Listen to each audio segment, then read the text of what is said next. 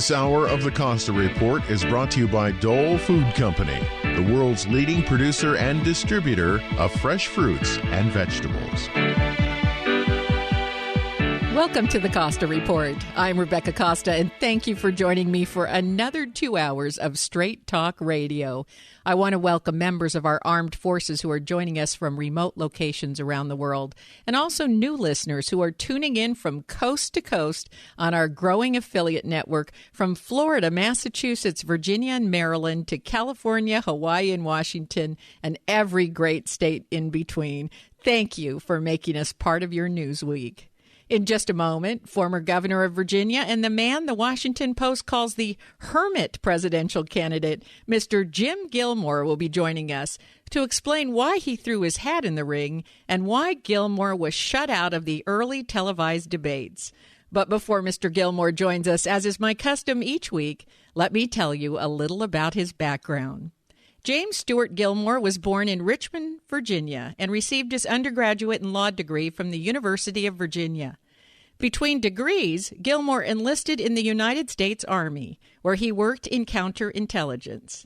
In 1993, Gilmore was elected Attorney General of Virginia, a position he held until 1997, when he made the decision to run for governor.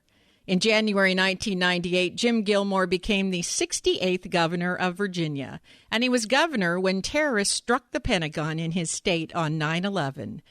And when the economy took a downturn, Gilmore proved his leadership once again when he cut the spending across all agencies except education, a decision which saw student test scores rise across the board. Gilmore also reduced the tuition at public colleges and universities by 20%, and I would be remiss if I did not add that he was the first in the nation to appoint a Secretary of Technology. Mr. Gilmore is not new to the election process. He was a candidate in the 2008 presidential election and later launched an unsuccessful bid for the Senate. Today, Mr. Gilmore is the CEO of the Free Congress Foundation and serves on the board of the National Rifle Association. And on July 29th of this year, Mr. Gilmore filed papers with the Federal Election Commission, marking the beginning of his 2016 campaign for the GOP presidential nomination. It's my pleasure to welcome to the Costa Report former governor of Virginia, Mr. Jim Gilmore. Thank you for joining us, Mr. Gilmore. Rebecca, thank you very much. I appreciate you telling your listeners about all that. I don't sound like a hermit candidate, do I? But that's okay. No, you've been in the public eye quite a bit, but I do think that there are a number of listeners today that might not be as familiar with you as they are the other candidates. And speaking of the other candidates, we have a crowded field of presidential candidates this election. So maybe a good place to start today's conversation is to ask you why you felt a need to add your name to the roster.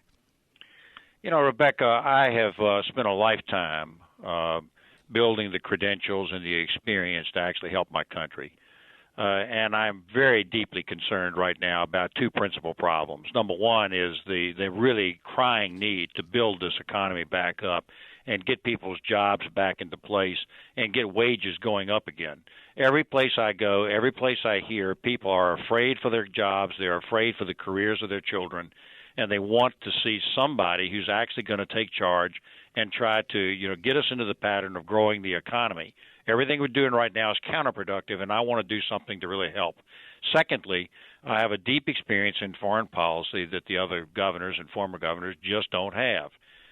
United States Army veteran, chairman of the National Commission on Homeland Security for the United States for 5 years, governor during the 9/11 attack, stationed with counterintelligence at NATO, a degree in foreign policy on the Russian studies. I have a strong history in this the others just don't have.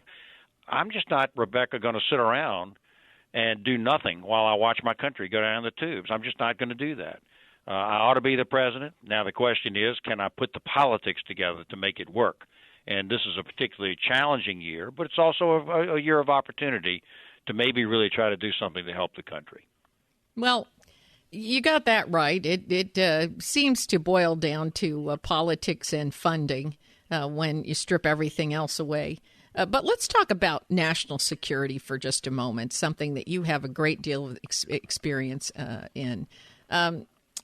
we seem to have several disparate and distinct issues, not just one single overarching challenge. For example, we don't have the ground intelligence we once had, and diplomacy has also largely failed when it comes to terrorism in the Middle East. And then we add to that cyber attacks originating in China and Russia, and then we pile on the effect sequestration has had on these drastic military cuts. These are all separate issues.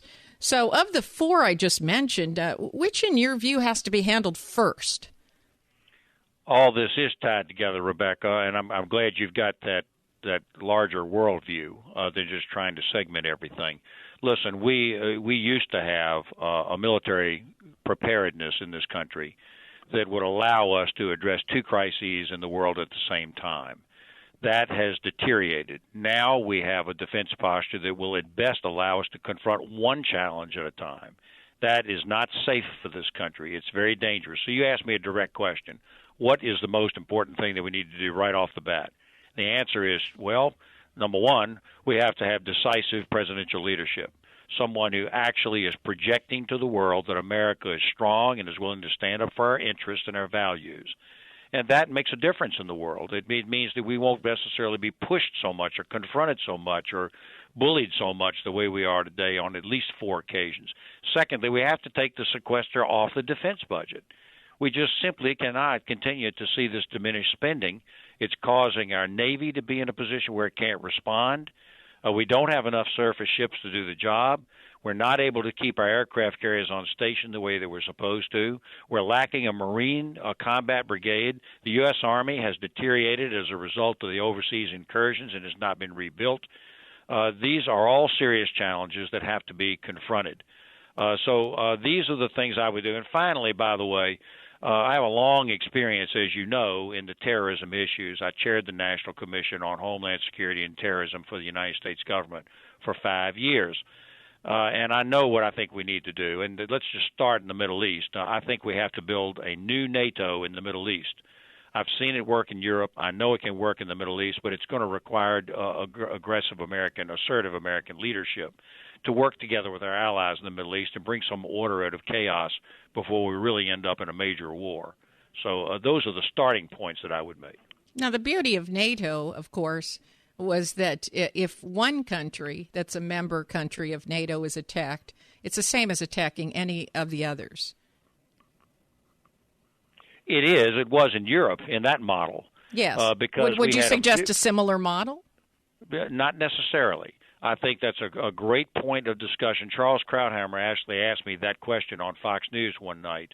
I don't think that it's necessary to get into a mutual war commitment in an unstable area that's been allowed to deteriorate.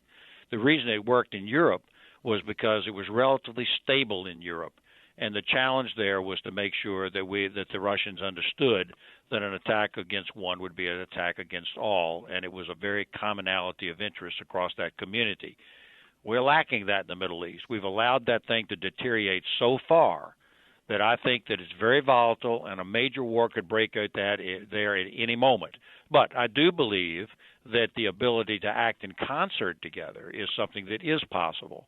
But they won't act in concert without American affirmative leadership, and I would propose to put together a unique NATO type of operation that wouldn't necessarily commit us to a war if some people over there decide to go to war, but would create an opportunity for stability and peace.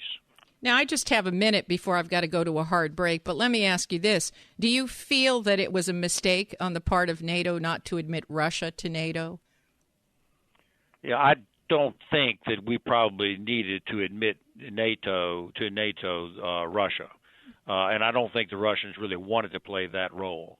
I feel much more safer having a situation of stability in Europe, and that would not mean the admission of Russia to NATO. Mm-hmm. Okay, so we have to take our first break, but stay right where you are. We'll be right back with more from presidential candidate Mr. Jim Gilmore. You're listening to the Costa Report.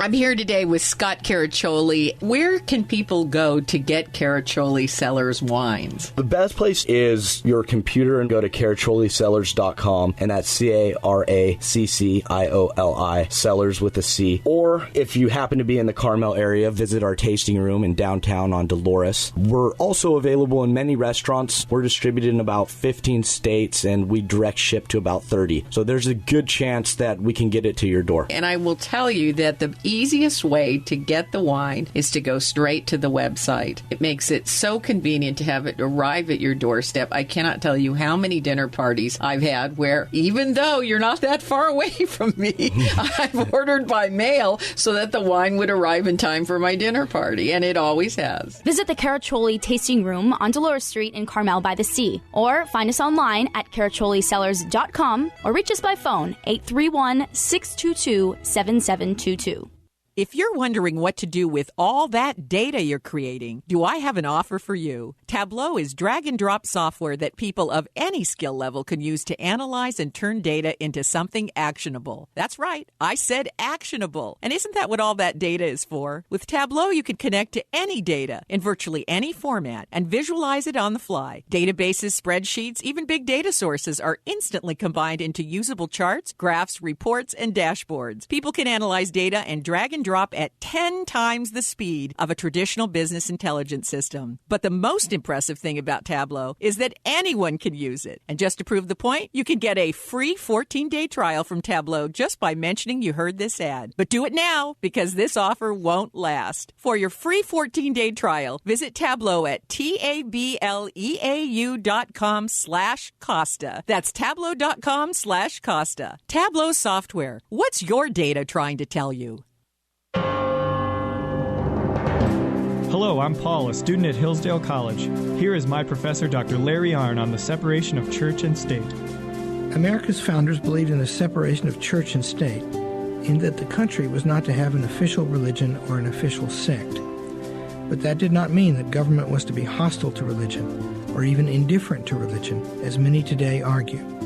In fact, America's founding document, the Declaration of Independence, includes both a reference to God as the author of the laws of nature and a confident assertion that human beings are endowed by their Creator with certain inalienable rights. Far from being hostile or indifferent to religion, America's founders understood the theology of the Declaration to be an essential part of the education of citizens. This Constitution Minute was brought to you by Hillsdale College. To join the national conversation on the Constitution, go to constitutionminute.org. I look at the sky, the kids climbing trees. We got oceans of food and everything we need. I know someday, somehow, everyone will see. It's got to start somewhere, even if it's only you and me.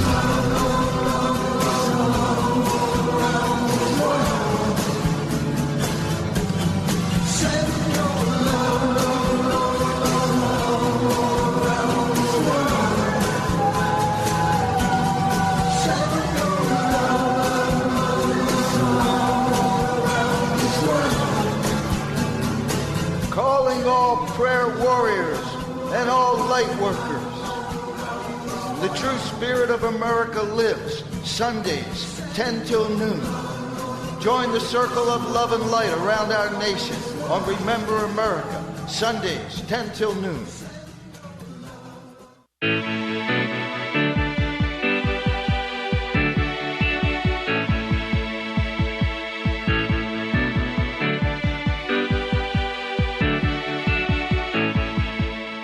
Welcome back to the Costa Report. I'm Rebecca Costa, and my guest today is former governor of Virginia and presidential candidate Jim Gilmore. And before the break, you were saying that you'd be in favor of a NATO-like organization in the Middle East, but without the unilateral commitment to support every country in war, given the instability there. Now, in addition to your experience in the area of national security, you also saw the state of Virginia through some very tough economic times. If I understand your economic plan for America, it's to first cut the tax burden on businesses so that they have more money to hire more employees. Can you speak to that for a moment? Well, I think I can. Part of the disruption of politics this particular year is that people are just fed up with Washington, and they just don't believe they're being treated square. So as a result of that, Trump is making a lot of noise because he's feeding on that resentment and that anger. But Trump doesn't have any serious proposals or serious experience, and I think that's the difference. But I congratulate him at least on speaking and voicing that frustration. What I did when I ran for governor was I cut taxes in Virginia. I ran on a car tax cut. When I was swept into office, I kept my word. I did what I said I was going to do. The people who are angry today don't need to be angry with me because I did what I said I was going to do. What's my proposal now? Well, two pieces. Number one, we have to stop doing bad things. The Obama administration has put new taxes on investment, so naturally we're getting less investment and therefore less growth. They're putting taxes on corporations and small businesses. It's making it harder for them to hire people. Obamacare, it doesn't even kick in until over 49 workers, which means that businesses are going to make sure they don't get over 49 workers. We have Dodd-Frank that's being applied to small community banks nationwide. That's not helpful. So we got to first stop bad things. And then secondly, we got to start doing some good things.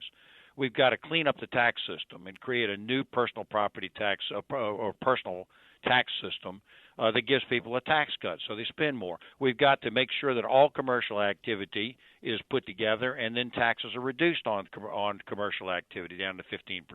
We've got to eliminate the death tax.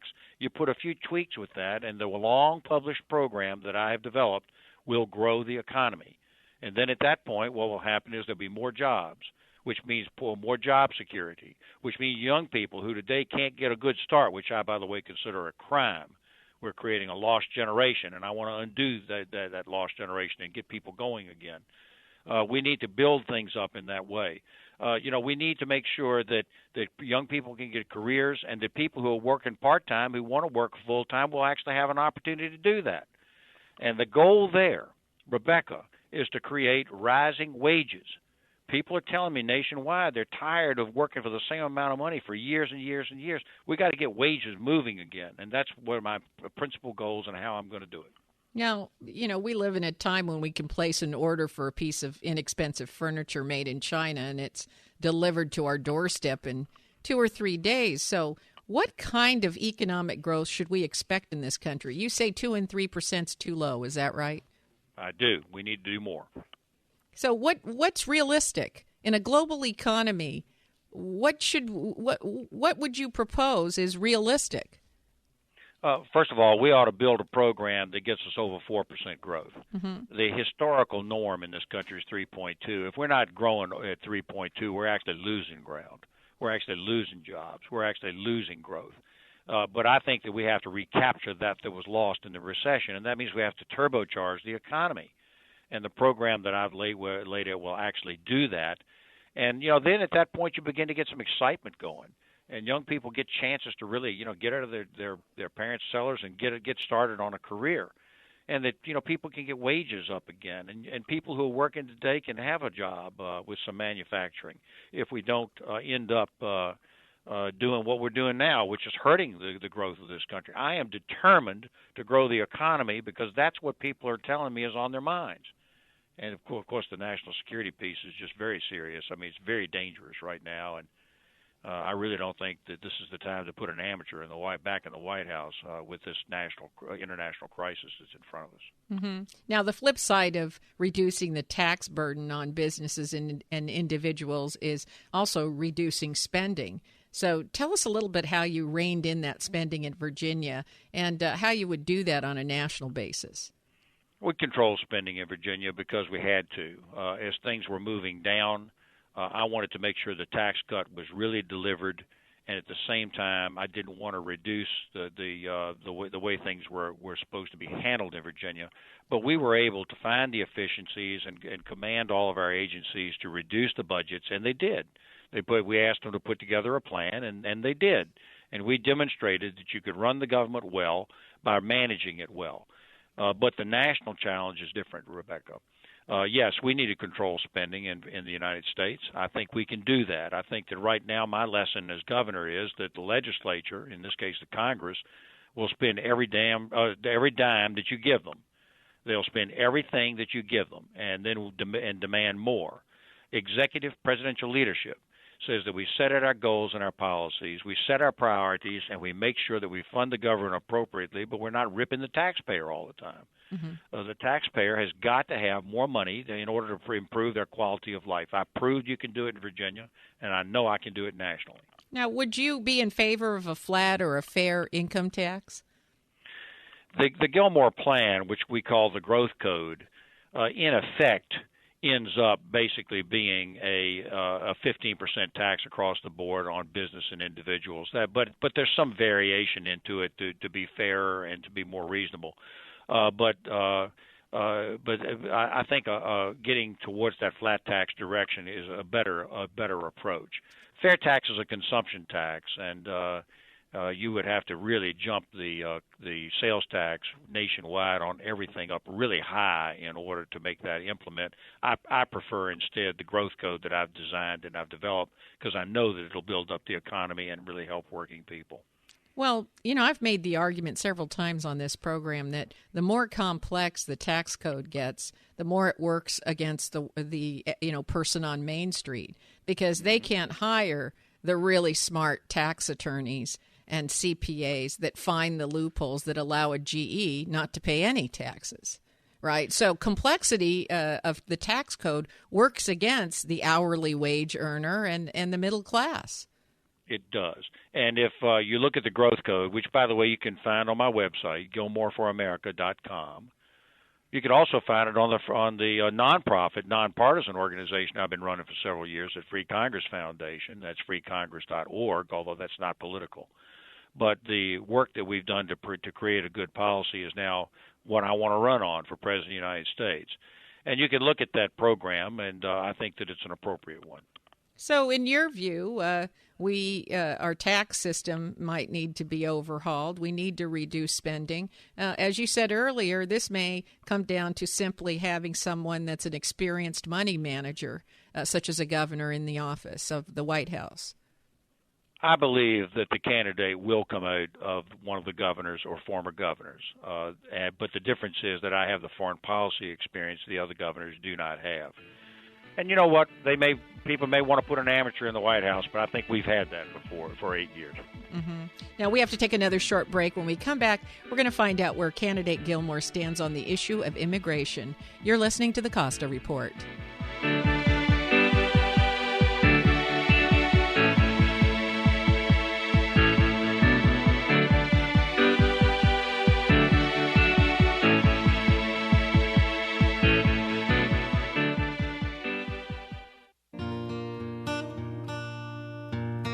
Biodiversity is the very fabric of our lives. It is everything around us, all of nature. But human impact is diminishing biodiversity at an alarming rate. And because of that, the intricate web of biodiversity is unraveling in ways we don't fully understand, and our world is becoming less resilient. That's why we are biodiversity advocates. We're the E.O. Wilson Biodiversity Foundation. Guided by the greatest living naturalist, E.O. Wilson, we champion research and education that expands our understanding of biodiversity and informs worldwide conservation efforts. The E.O. Wilson Biodiversity Foundation is building a movement of environmental stewards like you who share our sense of responsibility for the living world that is our home. Join us in our quest to protect biodiversity, the fabric of our lives. Visit eowilsonfoundation.org. Hello, my name is Jackie Tucker. I am owner of a home care agency called Care from the Heart in-home service. We are honored to provide a variety of caregiving services from homemade chicken soup to hands-on care and to continue to encourage you and support you to be independent. We specialize in dementia care and end of life. Our team of care providers are supervised by our case managers who are also registered nurses. Our telephone number is area code 831-476-8316. My name is Larry Haddis. Jackie and her crew took care of my mom for about 2 years. it was good because somebody was always there. She couldn't be left alone and would have had to go to a much more restrictive environment if she hadn't been there because, my mom would fall. And the caregivers were all uniformly fantastic, very caring people, and made her last hours on Earth very satisfying. Best as the situation could possibly be. People should be as lucky as I was to have Jackie and her crew care for their loved ones. Care from the Heart is here to serve you with dignity and respect. Our telephone number is area code 831-476-8316. Again, the number is 831-476-8316. Our doors are opened 24 hours a day, 7 days a week. Please call Care from the Heart. Have you noticed that food just doesn't taste good anymore? Why is that? If you eat food, you'll want to know this. Our fruits, grains, and vegetables contain less and less nutrition every year. Chances are even your organic plants don't have anywhere near the 70-plus minerals that make a plant healthy and delicious. Listen up, home gardeners, farmers, growers, and lovers of good food. This is Andy Anderson telling you that you can go beyond organic. Perk up your plants and revitalize your fields with Bloomin' Minerals from Longevity. This marvelous soil conditioner will remineralize your soil with up to 76 organically bound earth elements. That means healthier and better looking crops that resist bugs, mold, cold, and other nasties that can wipe you out. Commercial farmers are reporting faster growth, more yield, and higher Brit scores. That means better tasting food for you and me. Get Bloomin' Minerals in powder and liquid form, from a spray bottle for houseplants to 55-gallon drums for professional growers. Call us now to order toll free, 888-245-0300. That's 888-245-0300. This Sunday at 8 a.m. on AM 1080 KSCO, join Ken Michaels for America's top financial advice show, Mortgage Makeovers. Ken is the #1 expert in mortgage lending, real estate, debt settlement, loan modifications, and credit repair. Mortgage Makeovers is brought to you by American Mortgage and Equity, creating a totally stress-free loan experience. That's American Mortgage and Equity. Don't miss Mortgage Makeovers this Sunday morning at 8 a.m. on AM 1080 KSCO.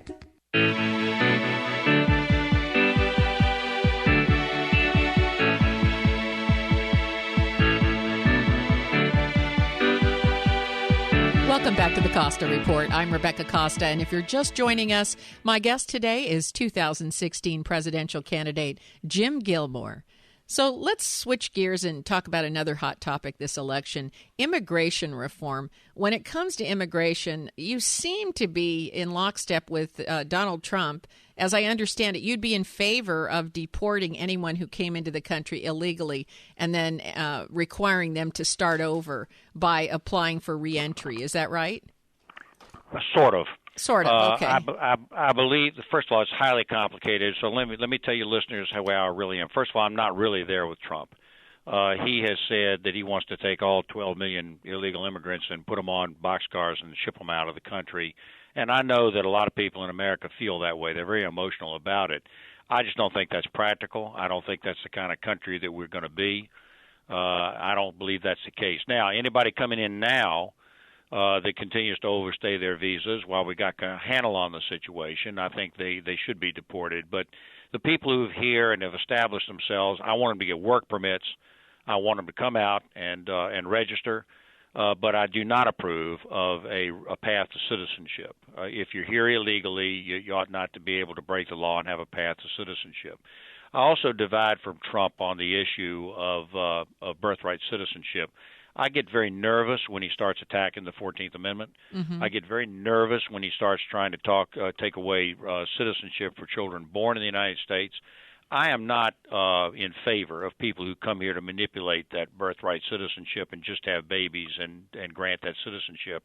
I think that could be handled another way through a more careful visa type of process. But once you start taking away people's citizenship and changing all that, historically that's very dangerous. The state really ought not to be trying to define that kind of thing. We need to live with the Constitution. I'm a University of Virginia trained lawyer. I believe in the Constitution.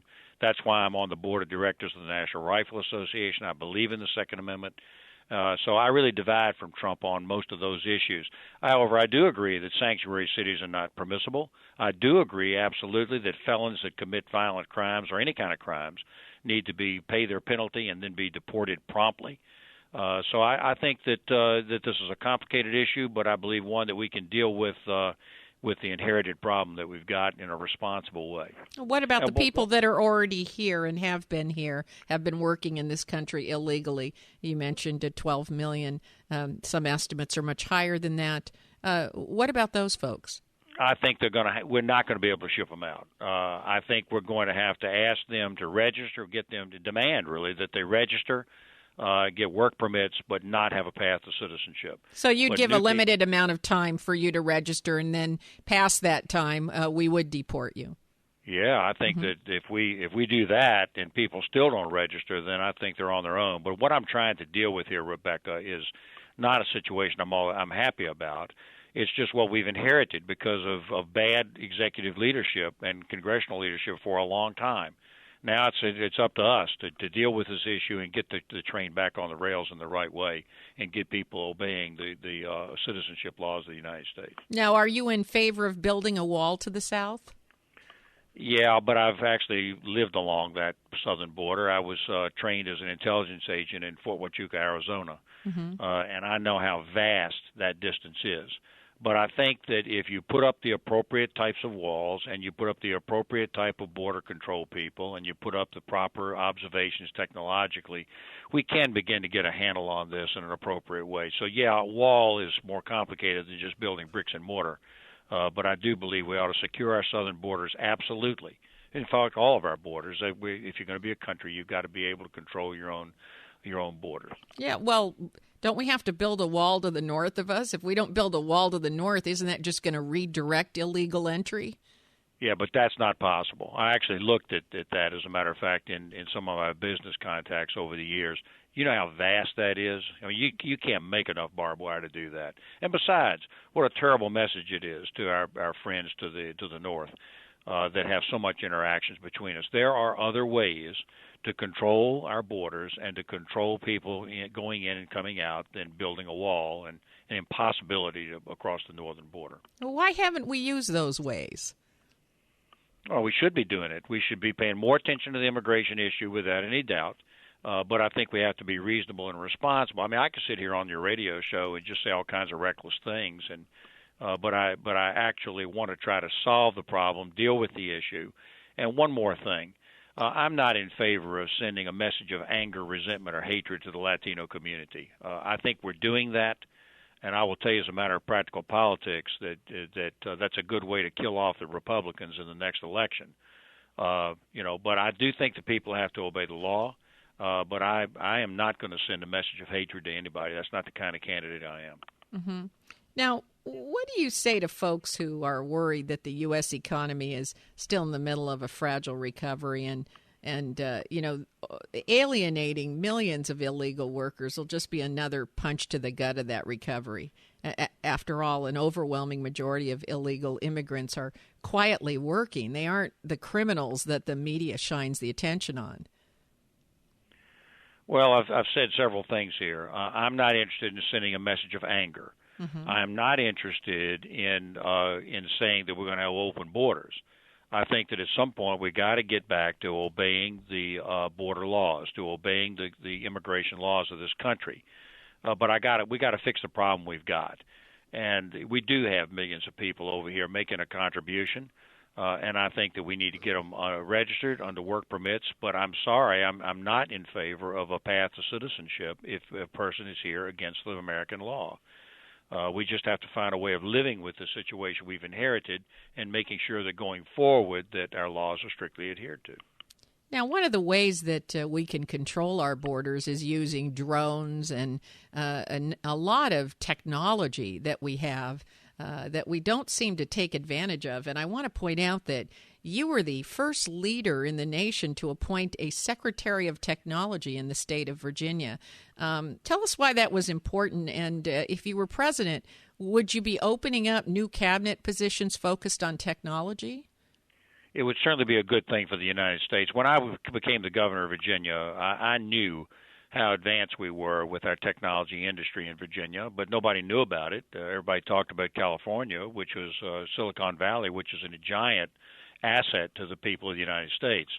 So I wanted to make sure that Virginia was promoted in that way and that our industry was promoted. Now we need to think about the future for the United States. Technology, this is pretty standard, so everybody knows this. Technology is our big killer advantage that the United States has. It's our military is more advanced, our quality of life is more advanced. Technology is really assisting productivity in this country. And if we just get the government away from putting barriers in the way of growth, we can use our technology to increase productivity, which increases the opportunity for better wages. So yes, I think that I would continue to promote the future, and the future is about advancement of technology, while at the same time we're building up other opportunities like in manufacturing and in the other parts of the community as well. Well, you said it. I mean, technology is an enabling platform. It allows our military to be superior. It allows our communications and intelligence to be better. It even allows us to protect our borders and better educate our students here. And yet, when you look at the burden that's put on startup companies, even in Silicon Valley, where you have a number of people who are trying to fund their own businesses, it's very tough in this current economic climate. Yeah, it really is, and we have to do so. It's going to require, first of all, you got to have a president who actually wants to grow the economy. This economy is a slow growth economy. We're not really out of the recession. Until you get robust growth, you're not out of the recession. And this government doesn't want a growth economy. They instead prefer to, build up the benefit programs. Well, I'm not interested in making anybody hurt or be poor. But the best opportunity for the United States is vigorous growth with better wages and better jobs and better opportunities. Mm-hmm. And that's what I'm committed to as a candidate for president. Mm-hmm. Now, we have to take our final break, but we'll be right back after these important messages from today's sponsors. You're listening to the Costa Report.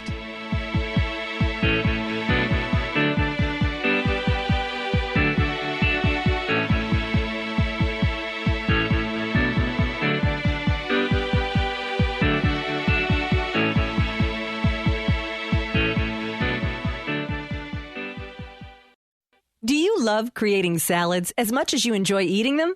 Hi, I'm Amy Tobin, cookbook author and culinary expert. Dole inspires fresh and wholesome dishes for any meal with their wide selection of salad blends and all-natural salad kits. From the mild and tender texture of sweet butter lettuce to the crunch of classic romaine sprinkled with colorful shredded carrots and red cabbage, Dole has over 30 salad blends to satisfy every palate. If you're looking for the ultimate in convenience, try Dole's unique salad kit combinations that include farm-fresh lettuces and vegetables, mouth-watering all-natural toppings, and specially made dressings. It's all you need to make a distinctively delicious salad. The possibilities are endless. Visit www.dolesalads.com for recipes and other ideas to feed your culinary imagination. Big data is being generated by everything around us all the time. Every digital process and social media exchange produce it. Systems, sensors, and mobile devices transmit it. Big data is arriving from multiple sources with ever-increasing velocity, volume, and variety. It's becoming the world's newest resource for competitive advantage, allowing decision-making to move from the elite few to the empowered many. The escalating demand for insights requires a fundamentally new approach to architecture, tools, and practices. To extract meaningful value from big data, you need optimal processing power, analytics capabilities, and skills. Find out how IBM Big Data and Analytics can transform your business. Visit www.ibm.com/bigdata today. That's www.ibm.com/bigdata. People say puffiness and bags under the eyes are the hardest things to get rid of. Until now, introducing Genucell stem cell therapy from Chamonix, specifically targeting eye puffiness and bags. Due to new technology, Genucell is an incredibly powerful, all-natural serum. And with its instant effects, it's guaranteed to show results in as little as 12 hours or your money back Users saw results in only 12 hours with dramatic improvement in 2 weeks. A true Chamonix classic, Genucel contains 8 extra ingredients to significantly reduce the appearance of bags and puffiness. Plus, Genucel uses patented plant stem cell technology to improve longevity and brilliant long-term results. Call now to try Genucel risk-free. 800-442-3684. Say goodbye to puffiness and bags today. Call in the next 20 minutes and get the legendary Esotique face cream absolutely free just for trying Genucel today. Chamonix, the best skincare, best results, or your money back, no questions asked. 800-442-3684. People ask me all the time, Dave, what is Flight 1080? Flight 1080 is a daily trip on board a machine capable of traveling anywhere at any time. The destination is pretty much up to you. Find out why Albert Einstein called it the best thing since the invention of the wheel. Spend your weekday drive time on board Flight 1080, 4 to 7 p.m. right here on KSCO. Follow us on Facebook and Twitter and share your ideas. Be sure to check out our new signal at 104.1 FM. No time to listen at home or in the car? Download the app on your smartphone. Times are changing and cannabis prohibition is coming to an end. With legalization approaching, it is obvious the time to talk cannabis is now. The Cannabis Connection opens a dialogue around all themes cannabis. Our team delivers the latest in cannabis research, news, industry, culture, and legal developments. The Cannabis Connection, connecting the dots to all things pot. Join us Friday nights from 8 to 9 on KSCO AM 1080.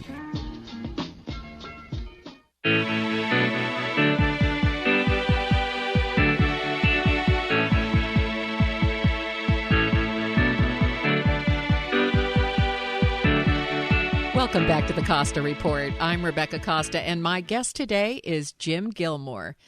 Now, Mr. Gilmore, many listeners across the country and also in our military are getting to know you and your positions for the first time today. So I wanted to give you an opportunity to explain why you were not included in the recent televised debates. Because of the way that they've got the nomination process set up, or some might say rigged. It's set up with a combination of the RNC and the establishment networks. And the person who has the most name identification gets to get on the stage, and then the person who's on the stage gets the most name identification. I'm not worried about all that. My plan is this: I am campaigning in New Hampshire for the New Hampshire primary. I've been up there now 11 times this year already. Then I plan to turn south to South Carolina, where I am registered and filed to be on the ballot in South Carolina. And I'm going to continue to campaign on the ideas. I don't think necessarily that while I would love to have the name idea being on TV, my job is to reach out to people through shows just like this one, just like the Costa show, the Costa Report, and to explain what I want to do for the American people and why I am experienced and qualified to do it. And while I understand the resentment of people across the country, they want real action and they want real people who do real things and don't just talk one thing and then go to Washington and do something else. Well, I've got that record. I do what I say I'm going to do, and I know how to do it. I mean, I may be an outsider, not getting on the stage all the time, but I'm not an amateur, and I think that I'm in a position to deliver for the people of the United States. Well, it sounds like you've taken a very targeted and thoughtful approach, starting in New Hampshire and then going to where the voters really want an in-depth discussion. It was interesting that even lesser-known candidates who are included in the GOP and Democratic debates, folks like Jim Webb, as an example, say the deck is stacked against them even on the stage. How would you like to see these high-profile television debates changed?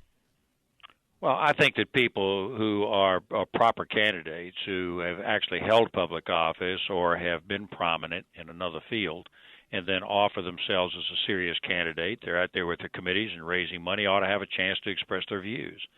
It would have been so easy, really, to have done it in these debates. You could have simply done multiple panels where you included everybody and had a fair chance to really get your ideas. I don't care about all that. That's all process stuff. Mm-hmm. I am focused instead on what we need to do to really speak out for and help the American people. And you know what? A lot of people out there have different issues and different ideas. I'm open to a lot of these different ideas, But I'm going to keep my focus on trying to really help people who are concerned about their jobs and their wages. Mm-hmm. You know that the wages have been stagnant for years. Everybody knows that. Everybody believes it.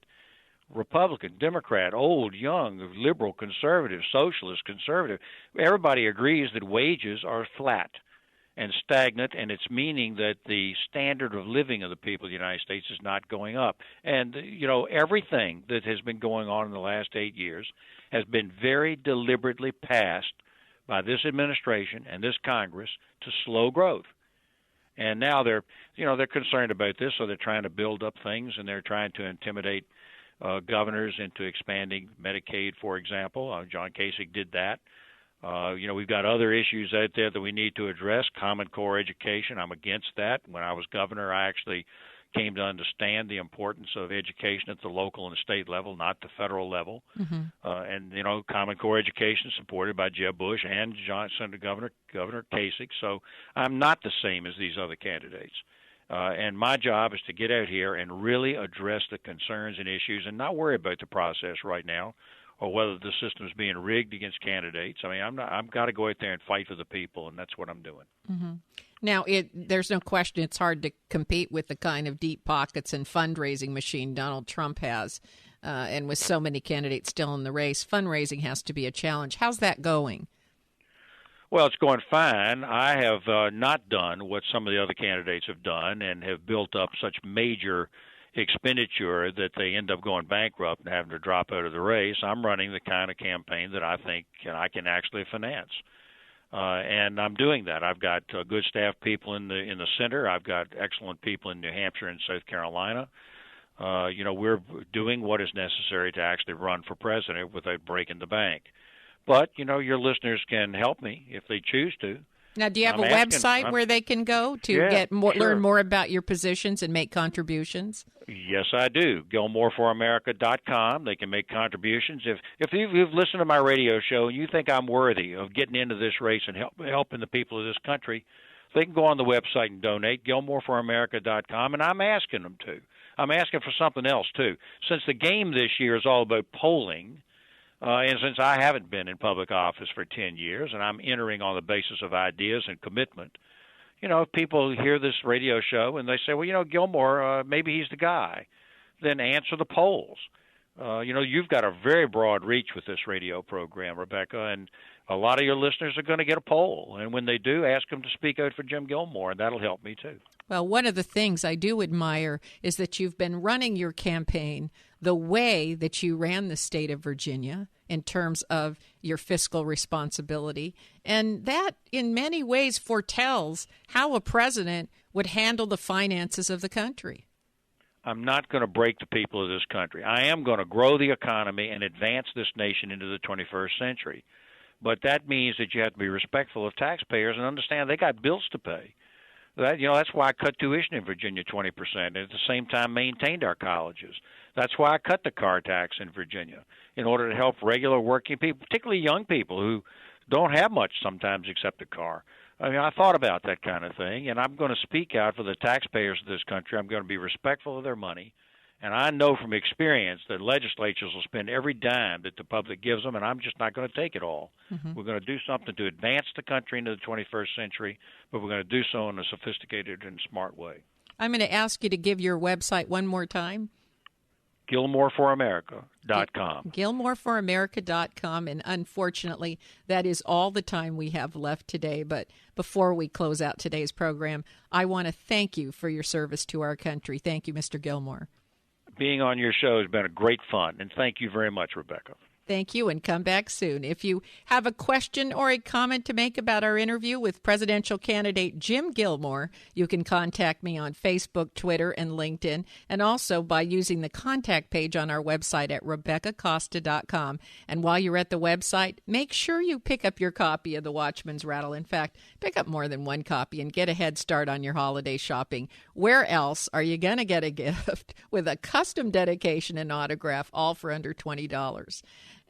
The Watchman's Rattle still in the top 1% of Amazon's nonfiction list, and with your help, it'll climb higher in the coming weeks. And the best news of all is that 100% not 80% or 90% or 99%. 100% of the proceeds from book sales go toward keeping quality interviews like the one you heard today with candidate Jim Gilmore on the radio. I know you don't get a chance much these days to go in deep, to really get to know a candidate. So do your part. Go to RebeccaCosta.com and take care of your holiday shopping list a little bit early with an autographed book that will be treasured for many, many years to come.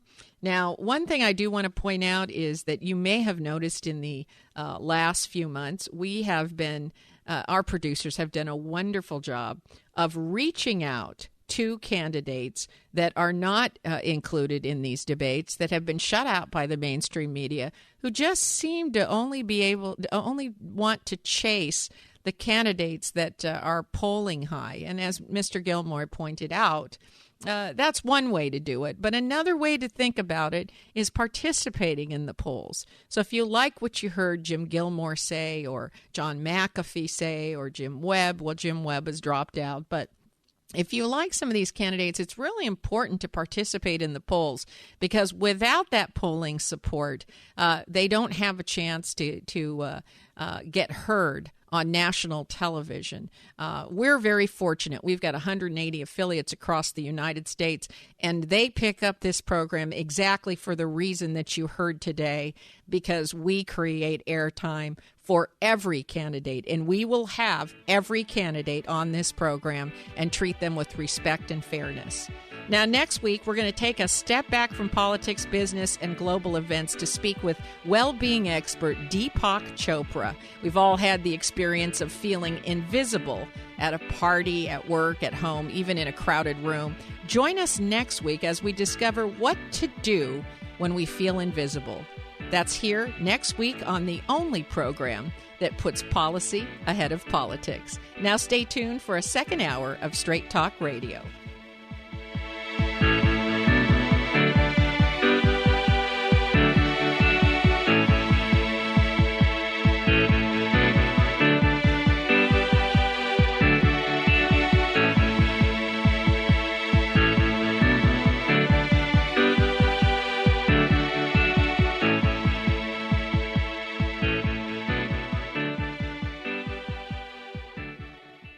I'm here today with Scott Caraccioli of Caraccioli Cellars Wines. So where is the Caraccioli vineyard located, and what varietals do you grow there? Our vineyard's right outside of Gonzales in the Salinas Valley. It's on the inland side of the coastal foothills. So it's basically, if you're driving out of Gonzales and you're on Gonzales River Road, you'll hit River Road and it'll be the bench in front of you.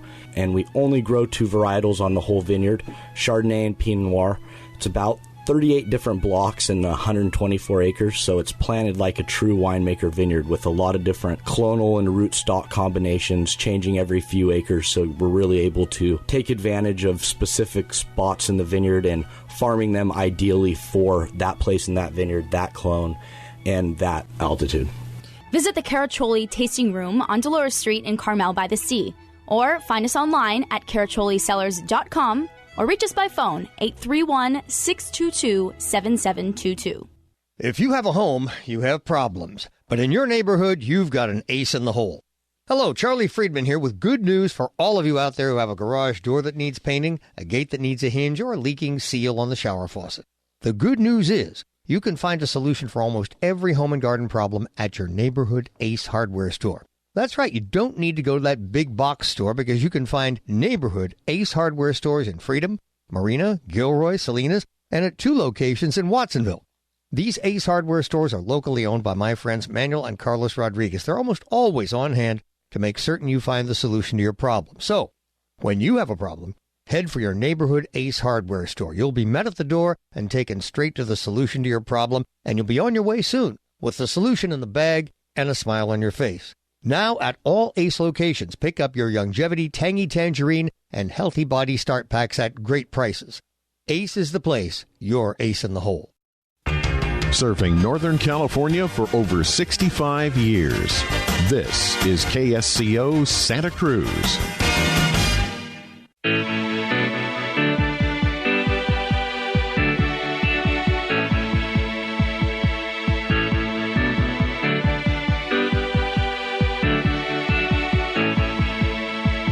This hour of the Costa Report is brought to you by IBM. Big data at the speed of business. Welcome back to the second hour of the Costa Report.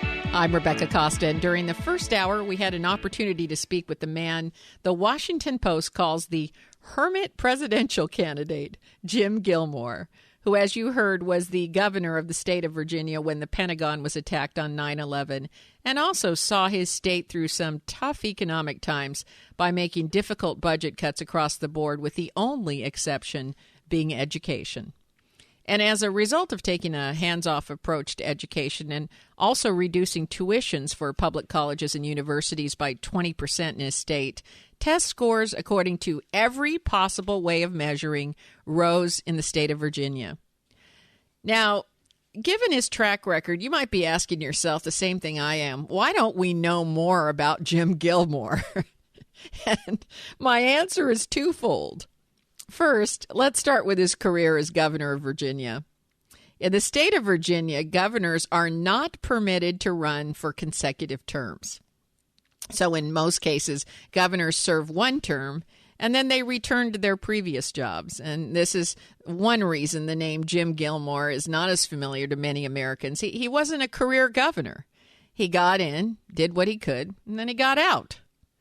It is true that he made an unsuccessful bid to become the Republican nominee in the 2008 presidential election, which he abandoned in favor of running for the Senate. So while Gilmore's record in terms of elections may not be his strong suit, his record as governor of Virginia after the 9/11 attacks and during the economic downturn is something that cannot be denied.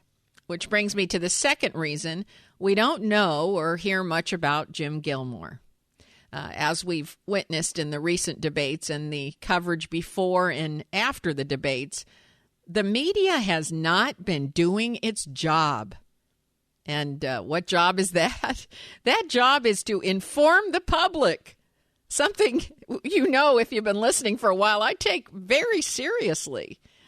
The way we know the media is picking sides is because if the media were truly doing the job of informing the public, then there's no reason we should know any less about candidates like Jim Gilmore and John McAfee and Jim Webb than we do about Donald Trump.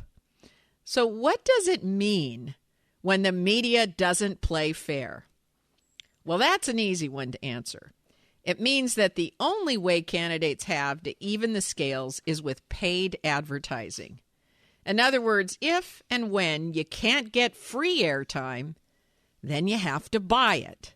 And that is a very, very expensive proposition. A single 60-second spot on primetime television costs hundreds of thousands of dollars, never mind a premium show like the Academy Awards or Super Bowl, which cost millions. So if you're shut out of the televised debates or included in the debates but not given the same opportunity to speak during the debate, then you have to have the money to buy paid time on television, radio, on the internet, and in print to make up for that. And how many candidates have the deep pockets needed to do that? Well, the answer is not many. Which brings me to the subject of campaign finance reform. It seems to me that we've missed the boat. It's not the money that's contributed that's the problem. It's what the candidates do with that money that we ought to be looking at. And when we look at where all that money is spent, there's no argument that by an overwhelming majority, the lion's share goes to buying paid airtime and advertising. So this is not really about the amount of money raised by candidates, which the Citizens United ruling has made impossible for campaign finance reform to touch. It's about media fairness. And we have to name the problem correctly in order to fix it. In my view, we've been walking around an elephant in the room, and Jim Gilmore's case is a prime example of that fact. The real solution is to require, by law, media outlets to give candidates equal exposure, whether unpaid or paid. That's right. I'm calling for equal time for any candidate which has formally registered with the Federal Election Commission. Were the media required to give all candidates equal time, the amount of money a candidate raised would have far less power, It would not buy a candidate one additional minute of television or radio or internet or print. If one candidate bought an ad, the media outlet would be forced to give the others coverage to compensate for that.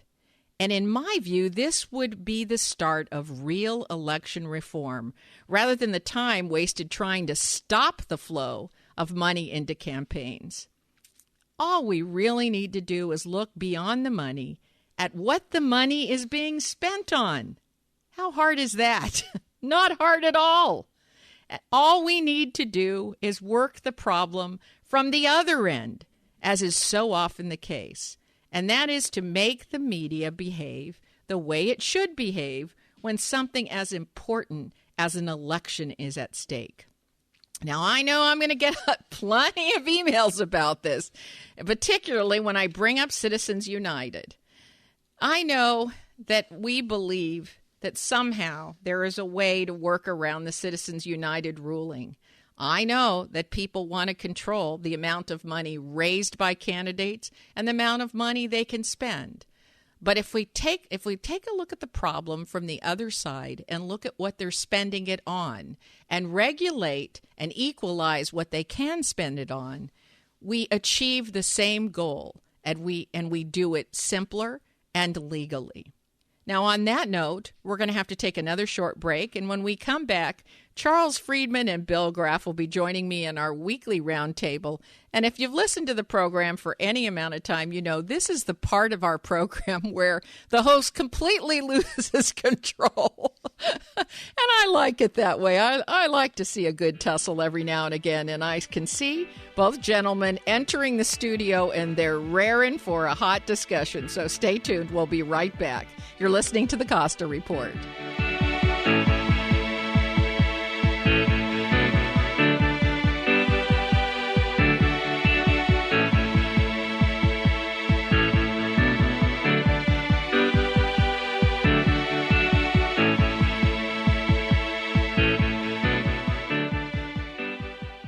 Hi, registered pharmacist Ben Fuchs here. I've been studying healthy bodies for 35 years, and what I've got to tell you may shock